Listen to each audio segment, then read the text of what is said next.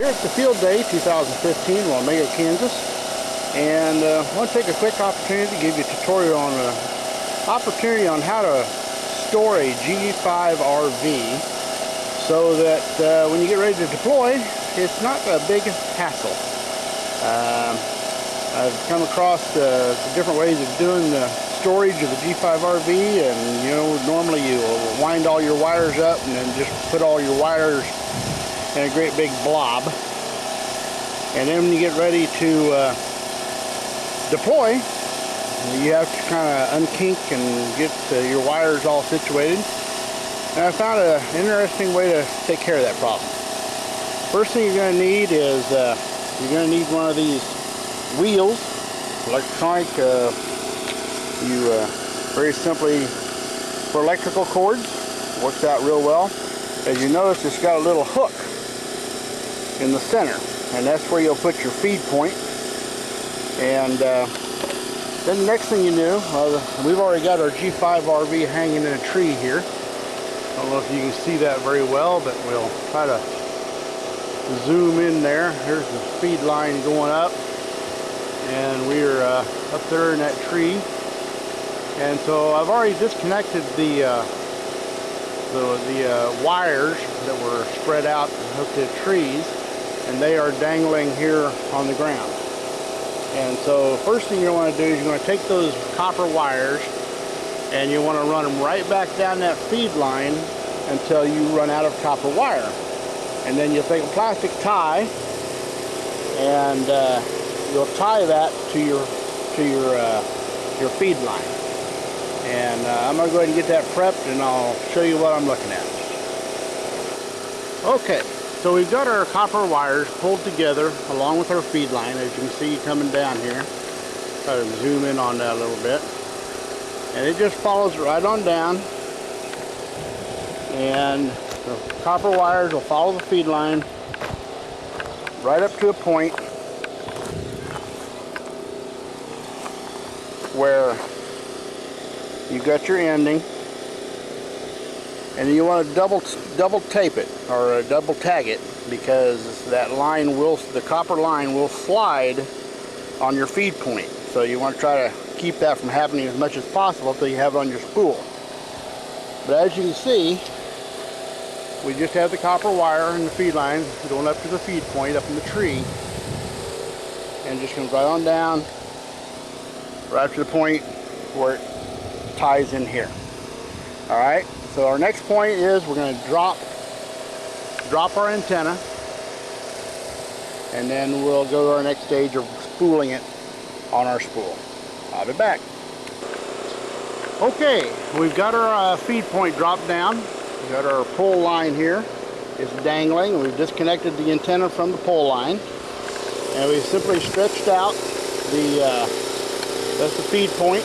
That's the top part of the antenna with the copper wires following back along itself all the way down to our point right there. That's where in our last shot we were showing the ends of the copper wires. So now what we do is we grab our spool. Let me go do that real quick. Tell you what, I come over to get my spool, and I wanted to make one more point. You always want to have a healthy supply of these. Most of y'all know they're wire ties, but have a healthy supply of different sizes and strength. And when you start this process, just put a couple of them in your pocket, because you're going to end up needing them as you start to spool your antenna. All right, enough said.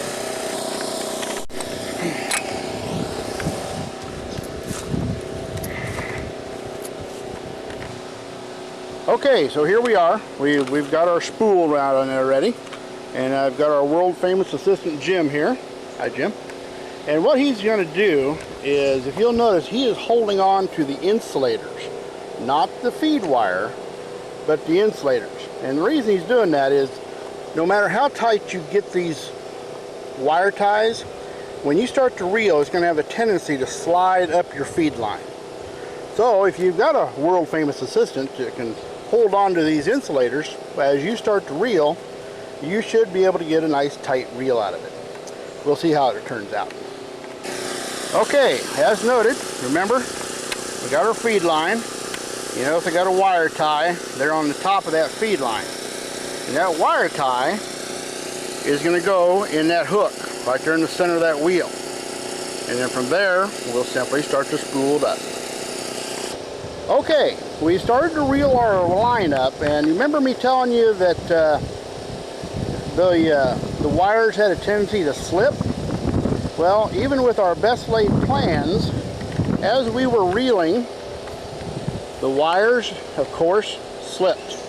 And so there's our wire ties, and on up here are our famous insulator and feed line. As you remember earlier, I told you make sure you keep a couple extra wire ties handy. And that's the reason why you keep the extra wire ties handy, is go ahead and then you just go ahead and tie those off again, and wrap your feed line around there and just cinch them on down, and you'll start fresh. And you go ahead and wheel your line on up.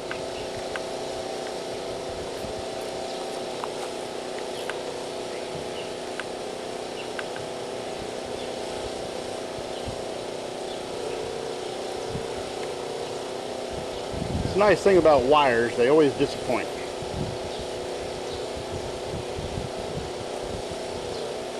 Okay, so now we've got that tied in there, and we've got our feed line back to our spool. Okay, be back in a minute.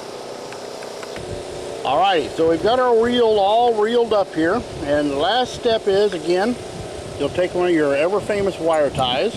As you can see, we've got our PL259 there, and you're simply going to take, get back away from that just a little bit so you can see what's going on, and you're just going to take that strap and you're going to wire tie that PL259 to the outside of your roll cage, and that will secure it until your next deployment. And you are done. And that's the nice way. And when you get ready to take it all back out, you simply reverse the process and it goes right back up the tree. Thank you. Have a wonderful day. Okay, and then your last step is the storage unit, and you can buy these at Walmart. They're obviously, you know, not a dime a dozen, but they're not too expensive.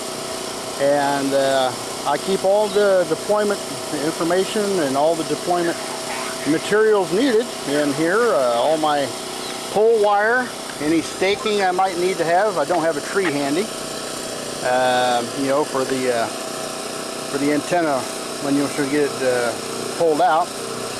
And we put that in, and I normally keep it in my RV since that's my kind of my getaway vehicle.